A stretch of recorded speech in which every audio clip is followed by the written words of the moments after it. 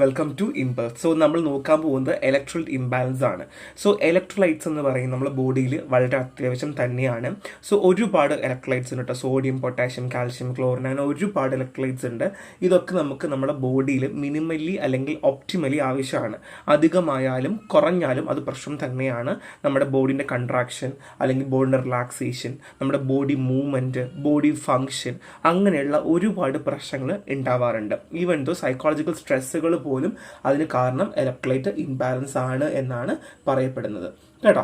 So നമ്മൾ നോക്കാൻ പോകുന്നത് എന്തൊക്കെ കാരണത്തിലാണ് ഇലക്ട്രോലൈറ്റ് ഇംബാലൻസ് ഉണ്ടാവുന്നതെന്നാണ്. ഫേസ്റ്റ് വൺ ഈസ് ക്രോണിക് കണ്ടീഷനാണ്. എന്തൊക്കെ chronic condition? Heart failure, chronic kidney disease, liver disease ഒക്കെ ഉണ്ടാവുകയാണെങ്കിൽ ബോഡിയിൽ പ്രോപ്പറായിട്ട് ഇലക്ട്രോലൈറ്റ്സ് നമുക്ക് മെയിൻറ്റെയിൻ ചെയ്യാൻ പറ്റില്ല, അല്ലെങ്കിൽ റെഗുലേഷൻ പ്രോപ്പറായിട്ട് ഇല്ലാത്തത് കൊണ്ടാണ്. ആ സമയത്ത് പ്രോപ്പറായിട്ടുള്ള റെഗുലേറ്റഡ് അയോൺസ് വളരെ അത്യാവശ്യമാണ്. രണ്ട്, ഗ്യാസ്ട്രോ ഇൻറ്റസ്റ്റൈനൽ ഇഷ്യൂസ് ആണ്. ഇപ്പോൾ കുറേ ലക്സേറ്റീവ്സ് വെച്ചാൽ നമുക്ക് വയറ്റിളക്കാനൊക്കെ ഉപയോഗിക്കുന്ന മരുന്നുകളെയാണ് ലക്സേറ്റീവ്സ് എന്ന് പറയുക. ഇപ്പോൾ എക്സാമ്പിൾ ആലോ ഒക്കെ ഉണ്ട് കേട്ടോ. ഇതുപോലുള്ള ലക്സേറ്റീവ്സ് ഒക്കെ ഉപയോഗിക്കുക, അല്ലെങ്കിൽ വയറ്റിളക്കം കൂടുതൽ ഉണ്ടാവുക, വൊമിറ്റ് ചെയ്യുക, ഛർദ്ദിക്കുക. അപ്പോൾ എന്ത് ചെയ്യുന്നു? ഒരുപാട് വെള്ളവും അതിൻ്റെ കൂടെ തന്നെ ഒരുപാട് ഇലക്ട്രോലൈറ്റ്സും പുറത്തേക്ക് പോകും. എന്തും വെള്ളവും ഇലക്ട്രോലൈറ്റ്സും പുറത്ത് പോകും. അത് കാരണം നമുക്ക് എന്ത് സംഭവിക്കാം? നമുക്ക് ഇലക്ട്രോലൈറ്റ് ഇംബാലൻസ് ഉണ്ടാകാം എന്നുള്ളതാണ്. സോ നമുക്കിവിടെ ഈ ഗ്യാസ്ട്രോ ഇൻറ്റസ്റ്റൈനൽ ഇഷ്യൂവിൽ നമുക്ക് റിവേഴ്സിബിൾ ആണ് ഇലക്ട്രോലൈറ്റ് ഇംബാലൻസ്. എങ്ങനെയാണ്? നമുക്ക് ORS പോലുള്ള പൗഡേഴ്സൊക്കെ വെള്ളവുമായിട്ട് ചേർത്ത് നമുക്ക് കുടിച്ചു കഴിഞ്ഞാൽ നമുക്കിത് റിവേഴ്സിബിൾ ആണ്. അൺകോൺഷ്യസ് ആയി പോയി കഴിഞ്ഞാൽ നമുക്ക് ഒന്നും ചെയ്യാൻ പറ്റില്ല. പിന്നെ IV ഡ്രിപ്പൊക്കെ ഇടാൻ മാത്രമേ പറ്റുള്ളൂ. രണ്ട്, മൽന്യൂട്രീഷനാണ്. പ്രോപ്പറായിട്ട് ആഹാരം കഴിക്കുന്നില്ല, പ്രോപ്പറായിട്ട് ഫുഡ് കഴിക്കുന്നില്ല, proper nutrients, micro nutrients, macro nutrients ഒന്നും ബോഡിയിലേക്ക് എത്തുന്നില്ല. ഇനാഡിക്വേറ്റ് ഇൻടേക്ക് ആണെങ്കിൽ പോലും ഇലക്ട്രോലൈറ്റ് ഇംബാലൻസ് ഉണ്ടാകാം എന്നുള്ളതാണ്. നെക്സ്റ്റ് വൺ ഈസ് മെഡിക്കേഷൻ ആണ്. ചില മെഡിക്കേഷൻസ് കഴിക്കുമ്പോൾ നമുക്ക് ഡയൂററ്റിക്സ്, ലൈക്ക് ഇപ്പോൾ എക്സാമ്പിൾ ഡയൂററ്റിക്സ് എന്ന് വെച്ചാൽ നമ്മൾ യൂറിൻ ഔട്ട്പുട്ട് കൂട്ടുന്നതിനെയാണ് നമ്മൾ ഡയൂററ്റിക്സ് എന്ന് പറയുക. ഇങ്ങനെയുള്ള ഡ്രഗ്സ് കഴിക്കുന്ന സമയത്ത് ബോഡിയിൽ നിന്ന് ഒരുപാട് വെള്ളം പുറത്തേക്ക് ലോസ് ആകും.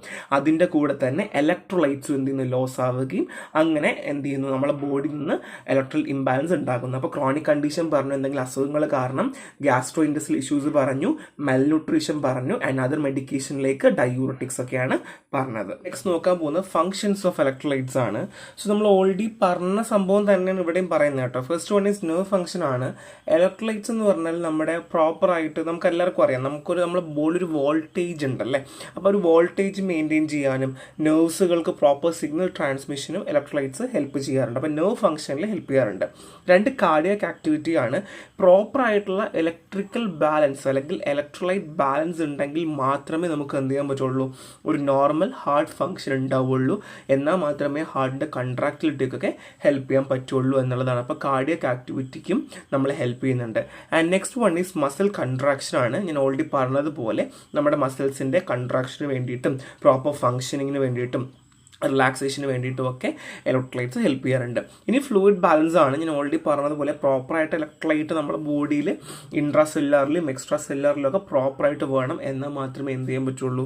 പ്രോപ്പർ ഹൈഡ്രേഷനൊക്കെ മെയിൻറ്റെയിൻ ചെയ്യാൻ പറ്റും. ഇപ്പോൾ nerve function, cardiac activity, muscle contraction and fluid balance, ഇതൊക്കെ ഫംഗ്ഷൻസ് ആണ്. അഡ്വാൻറ്റേജ് ആയിട്ട് നിങ്ങൾക്ക് എഴുതാന്നുള്ളത് തന്നെയാണ്.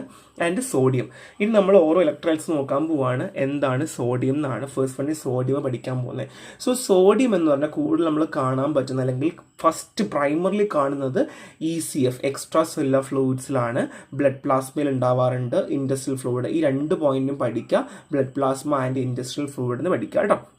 So normal concentration of sodium in ECF എന്ന് പറയുന്നത് 140 MEQ പെർ ലിറ്റർ, അതായത് മില്ലി ഇക്വലന്റ് പെർ ലിറ്റർ ആണ്. സോ ഫംഗ്ഷൻ പറയുവാണെങ്കിൽ നമ്മളെ ഓസ്മോട്ടിക് ആക്ഷൻ ഒക്കെ ഹെൽപ്പ് ചെയ്യുന്നത് സോഡിയം തന്നെയാണ് കേട്ടോ. പിന്നെ അത് മാത്രമല്ല നമ്മുടെ ബോഡിയിൽ വെള്ളം മെയിൻറ്റെയിൻ ചെയ്യാൻ വേണ്ടിയിട്ടൊക്കെ നമ്മൾ ഹെൽപ്പ് ചെയ്യാറുണ്ട്. സോ റെഗുലേഷൻ പറയുവാണെങ്കിൽ കിഡ്നിയാണ് റെഗുലേറ്റ് ചെയ്യുന്നത്. എത്രത്തോളം സോഡിയം ലെവൽ നമ്മുടെ ബോഡിയിൽ വേണം വേണ്ട എന്നുള്ളത് തീരുമാനം കിഡ്നിയാണ്. ഓൾറെഡി നിങ്ങൾ കിഡ്നിയിൽ പഠിച്ചിട്ടുണ്ടായിരിക്കും. സോഡിയം റീഅബ്സോർപ്ഷൻ, റീഡിസ്ട്രിബ്യൂഷൻ എന്നൊക്കെ പറഞ്ഞ് ഒരുപാട് പോയിന്റ്സുകൾ, ചെക്ക് പോയിന്റ്സുകൾ പഠിച്ചിട്ടുണ്ട്. സോ അതേപോലെ തന്നെ കിഡ്നിയാണ് നമുക്ക് റെഗുലേറ്റ് ചെയ്യുന്നത്. അത് മാത്രമല്ല ഹോർമോൺസും സോഡിയം ബാലൻസിന് വേണ്ടി ഹെൽപ്പ് ചെയ്യാറുണ്ട് എന്നാണ്. അപ്പോൾ ഒന്നും കൂടെ പറയാം, സോഡിയമാണ് നമുക്ക് ECF, അതായത് എക്സ്ട്രാ സെല്ലുലാർ ഫ്ലൂയിഡ്സിലാണ്, ആൻഡ് ബ്ലഡ് പ്ലാസ്മ, ഇൻറ്റസ്റ്റൈനൽ ഫ്ലൂയിഡ്സിൽ വരാറുണ്ട്. ആൻഡ് ഫംഗ്ഷൻ പറയുവാണെങ്കിൽ ഓസ്മോട്ടിക് റെഗുലേഷൻ തന്നെയാണ്. അതുമാത്രമല്ല വാട്ടറിൻ്റെ മൂവ്മെൻറ്റിന് ഹെൽപ്പ് ചെയ്യാറുണ്ട്. റെഗുലേഷൻ ത്രൂ കിഡ്നിയാണ്. ഈ 3 പോയിന്റ്സുകൾ നിർബന്ധമായിട്ട് നോക്കി വെക്കുക. നമ്മൾ പറയാൻ പോകുന്ന ഹൈപ്പോനാട്രീമിയ ആൻഡ് ഹൈപ്പോനാട്രീമിയാണ്. സോ ബേസിക്കലി എനിക്കൊരു കാര്യം പറയാനുണ്ട്, എന്നാൽ മാത്രമേ നിങ്ങൾക്ക് ഇത് മനസ്സിലാവത്തുള്ളൂ എന്താ ഞാൻ ഉദ്ദേശിക്കുന്നത് കേട്ടോ. ഇപ്പോൾ ഇതൊരു ഹ്യൂമൻ ബോഡി ആണെന്ന് വിചാരിച്ചോളാം. ഓക്കെ, സോ ബോഡിക്കകത്ത് 2 ml വെള്ളത്തിന് 2 ഗ്രാം സോഡിയം ഉണ്ടെന്നും വിചാരിക്കുക. ഓക്കെ, ഇതാണ് ഒരു കണ്ടീഷൻ. സോ ഈ ബോഡിക്ക് ഹീറ്റ് സ്ട്രോക്ക് വരികയോ അല്ലെങ്കിൽ ഡീഹൈഡ്രേഷൻ വരുന്ന കാരണം ബോഡിയിൽ നിന്ന് 2 ml വെള്ളം പുറത്തേക്ക് പോകുന്നു. ദാറ്റ് മീൻസ് ഇപ്പോൾ ഉള്ളത് 0.5 ml ആണെന്ന് വെച്ചോളൂ. അങ്ങനെയാണെങ്കിൽ 2 ml 2 ഗ്രാം സോഡിയം ആയിരുന്നു വേണ്ടിരുന്ന ഭാഗത്ത് 0.5 ml 2 ഗ്രാം സോഡിയമാണ് ഉള്ളത്. ദാറ്റ് മീൻസ് ഇവിടെ കോൺസെൻട്രേഷൻ കൂടുതലാണോ കുറവാണോ? കോൺസെൻട്രേഷൻ കൂടുതലാണ് അല്ലേ? സോ ഇത് നിങ്ങളുടെ മൈൻഡിൽ വെച്ചിരിക്കുക, എന്നിട്ട് വേണം ഇനി അങ്ങോട്ട് പഠിക്കാൻ വേണ്ടിയിട്ട് കേട്ടോ. So first of all ഹൈപ്പോനാട്രീമിയ. എന്താ ഹൈപ്പോനാട്രീമിയ? ഹൈപ്പോ മീൻസ് കൂടുക എന്നുള്ളതാണ് കേട്ടോ. സോ എങ്ങനെയൊക്കെ ഹൈപ്പോനാട്രീമിയ വരാം, എന്തൊക്കെ ടൈപ്പ് ഉണ്ട്? The first one is dehydration with a low total body sodium. Dehydration ഉണ്ടാകുന്നു, വെള്ളം ബോഡിയിൽ നിന്ന് നഷ്ടപ്പെട്ട് പോകുന്നു, അത് മനസ്സിലായല്ലോ. With a low total body sodium, അതിൻ്റെ കൂടെ ബോഡിയിൽ ലോ ടോട്ടൽ ബോഡി സോഡിയം കൂടെ ഉണ്ടാകുന്നു. അതായത് heat stroke, burns, sweating, vomiting, diarrhoea വരുമ്പോൾ വെള്ളം ലോസ് ആവുകയും അതിൻ്റെ കൂടെ തന്നെ സോഡിയം ലോസ് ആവും കേട്ടോ. പക്ഷെ വെള്ളത്തിന് ആവശ്യമായിട്ടുള്ള പ്രൊപ്പോർഷണലി ഉള്ള സോഡിയം അവിടെ ഇല്ല എന്നുള്ളതാണ് ഞാൻ നേരത്തെ പറഞ്ഞ same condition. And next one is low total body water with normal body sodium. So total body water വളരെ കുറവാണ്, നോർമൽ ബോഡി സോഡിയം അവിടെ ഉണ്ട്. ദാറ്റ് മീൻസ് ഇപ്പോൾ എക്സാമ്പിൾ നേരത്തെ പറഞ്ഞതുപോലെ ഇതൊരു ഹ്യൂമൻ ബോഡിയിൽ നിന്ന് വെള്ളം പോയി, പക്ഷെ സോഡിയം അതുപോലെ മെയിൻറ്റെയിൻ ചെയ്യുക. ദാറ്റ് മീൻസ് വെള്ളം അവിടെ ഇല്ല, സോഡിയം എന്തുണ്ട്, അങ്ങനെ തന്നെ ഇരിപ്പുണ്ട്, കോൺസെൻട്രേഷൻ കൂടിയിട്ടുണ്ട്. പക്ഷെ ഫസ്റ്റ് കേസിൽ അങ്ങനെയല്ല, സോഡിയം കുറഞ്ഞിട്ടുണ്ട്, വെള്ളത്തിൻ്റെ കൂടെ കുറച്ച് കുറഞ്ഞിട്ടുണ്ട്, പക്ഷെ സോഡിയത്തിനുള്ള അളവ് കൂടുതലാണ്, കമ്പാരിറ്റീവ്ലി കൂടുതലാണ് എന്നുള്ളതാണ്. അതുകൊണ്ടാണ് dehydration with low total body sodium വരുന്നത്. അപ്പോൾ നിങ്ങൾക്കൊരു സംശയം വരും, അത് ഹൈപ്പോനാട്രീമിയ അല്ലേ, കുറയുകയല്ലേ ചെയ്യുന്നത്? പക്ഷെ അങ്ങനെയല്ല, വെള്ളം കുറയുന്നുണ്ടെങ്കിലും അത്ര സോഡിയം കുറയുന്നില്ല, സോഡിയം കുറച്ചേ കുറയുന്നുള്ളൂ എന്നുള്ളതാണ്. And next one is increase total body sodium ആണ്. സോ ഇതാണ് ഹൈപ്പോനാട്രീമിയ, പ്യൂർലി ഹൈപ്പോനാട്രീമിയ. സോഡിയത്തിന് അളവ് കൂടുന്നു എന്നുള്ളതാണ്. സോ സോഡിയത്തിന് അളവ് കൂടുമ്പോൾ നമ്മൾ തന്നെ പറയുന്ന കണ്ടീഷൻ അല്ലെങ്കിൽ സിൻഡ്രം ആണ് കോൺ സിൻഡ്രം അല്ലെങ്കിൽ ക്യുഷിംഗ് സിൻഡ്രം എന്ന് പറയും കേട്ടോ.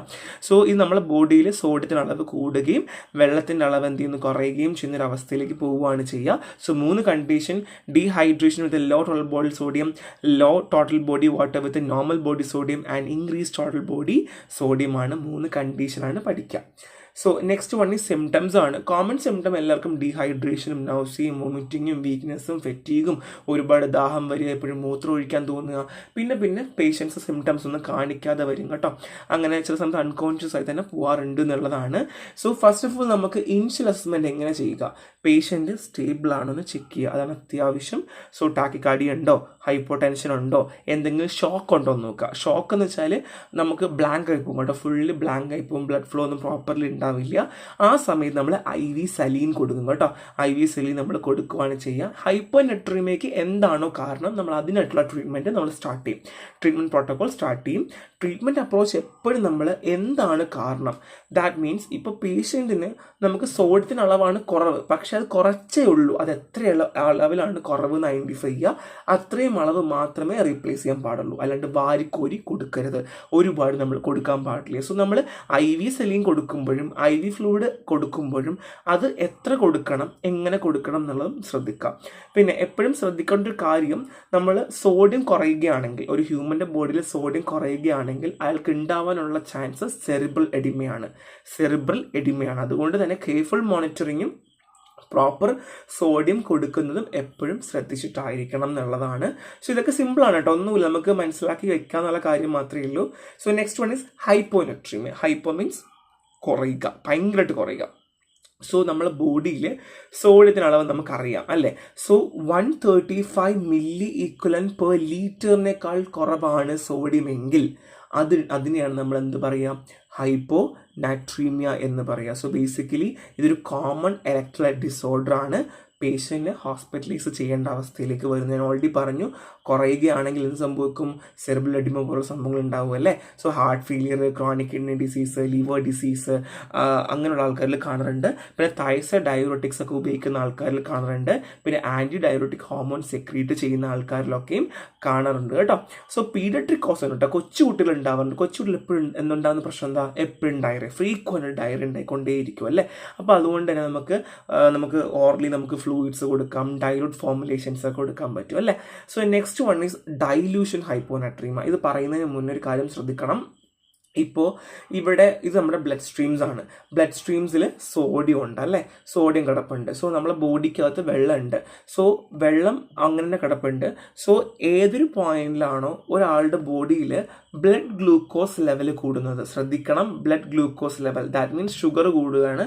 ആ ടൈമിൽ എന്ത് ചെയ്യുമെന്ന് വെച്ച് കഴിഞ്ഞാൽ വെള്ളത്തിനെ ബ്ലഡ് ഗ്ലൂക്കോസ് ലെവൽ എന്ത് ചെയ്യുന്നു, ഉള്ളിലേക്ക് പുഷ് ചെയ്യിപ്പിക്കുന്നു. പുഷ് ചെയ്യുമ്പോൾ എന്ത് സംഭവിക്കുന്നു, സോഡിയം ഗെറ്റ് ഡൈല്യൂട്ടഡ്. സോഡിയം എന്ത് ചെയ്യുന്നു, ഡൈല്യൂട്ട് ആകുന്നു അല്ലേ. സോ ഡൈല്യൂട്ട് ആകുമ്പോൾ എന്ത് ചെയ്യുന്നു, കോൺസെൻട്രേഷൻ കുറയുന്നു. That means hyponatremia.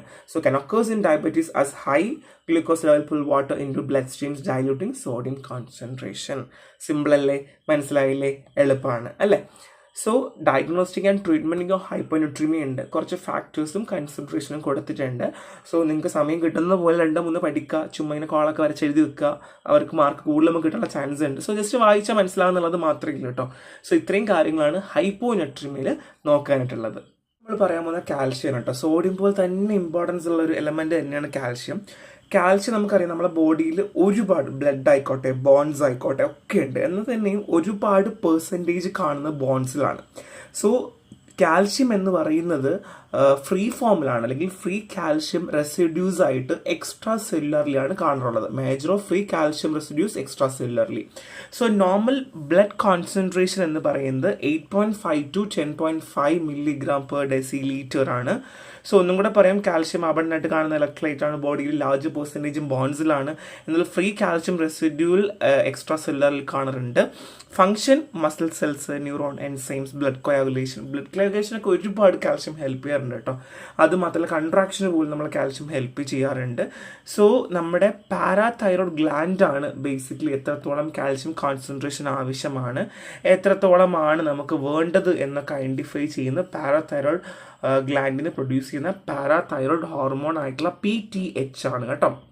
സോ നമ്മൾ ഹോമോസ്റ്റാസിസ് ഒക്കെ പറഞ്ഞതുപോലെ അതുമായിട്ട് ബന്ധപ്പെടുത്തിക്കൊണ്ട് എത്രത്തോളം കാൽഷ്യം വേണം വേണ്ട എന്നൊക്കെ തീരുമാനിക്കുന്നത് ഫുള്ള് ആരാണ്, പാരാതൈറോയ്ഡ് ഗ്ലാൻഡ് വിത്ത് PTH ആണ്. മറന്നു പോകുന്നത് calcium is associate with parathyroid gland with parathyroid hormones ആണ്.